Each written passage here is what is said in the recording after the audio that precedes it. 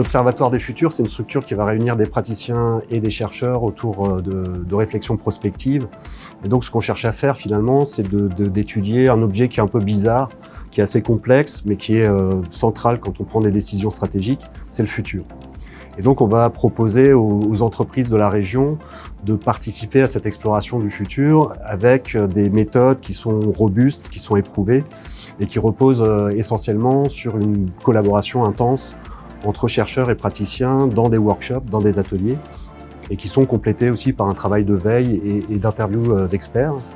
Donc la première étude qu'on a menée portait sur ubérisation et industrie en 2030, avec cette idée de dire qu'avec le passage à l'industrie 4.0, on va générer énormément de data, et que du coup, quelle était là-dedans l'opportunité, les risques pour l'industrie de voir apparaître des acteurs 100% digitaux venir disrupter leur marché. On s'est aussi posé la question de comment ces entreprises devaient mener cette transformation vers l'industrie 4.0 et sur ce que ça impliquait en termes de modification de leur business model. La participation à l'Observatoire des futurs est une approche très intéressante pour une entreprise. Cela lui permet notamment de prendre du recul, de pouvoir se projeter aussi dans l'avenir en étudiant un ensemble de variables. Aujourd'hui, on sait que les environnements d'affaires sont complexes et donc avoir une approche systémique, comprendre quelles sont les interactions entre des variables sociales, économiques, technologiques et comment est-ce que cela peut guider l'action managériale me semble tout à fait approprié. Oui, cela me semble tout à fait important pour une entreprise et notamment pour sa stratégie et son adaptation à son environnement d'affaires. On a plusieurs objectifs. Le premier, c'est de produire de la connaissance qui soit utile pour les entreprises.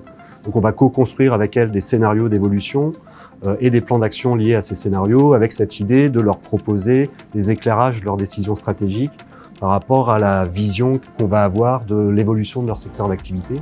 C'est le premier objectif. On a aussi un objectif de promouvoir les connaissances vers le grand public, de les diffuser vers le grand public. Donc c'est pour ça qu'on a un site internet dédié qui est l'observatoiredesfuturs.com, qu'on a fait aussi de la diffusion auprès des médias grand public. Donc on a notamment une tribune dans le monde sur cette étude-là, et qu'on fait des conférences grand public, donc comme c'était le cas aujourd'hui, dans un contexte un peu particulier, puisque là c'était le Parlement européen, devant uniquement des étudiants de master de l'EN de Strasbourg.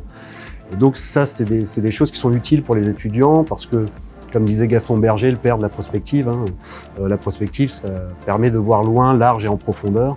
Et donc ça les sensibilise un peu à cette idée de voir un problème dans son ensemble et à le projeter dans le futur. Et ça, c'est des dimensions qui sont très demandées par les entreprises et pour les futurs managers ou cadres qui vont être, ça va être très utile pour eux. Et on a un dernier point de valorisation, c'est à travers la recherche, où là, donc, on cherche à produire une recherche interdisciplinaire avec les entreprises. Et donc, on a déjà des papiers qu'on a présentés dans des conférences internationales, notamment le RAM ou EGOS. En termes d'actualité, on a une prochaine saison, une saison 2 de l'Observatoire, sur une nouvelle thématique qui va être cette fois économie circulaire et industrie.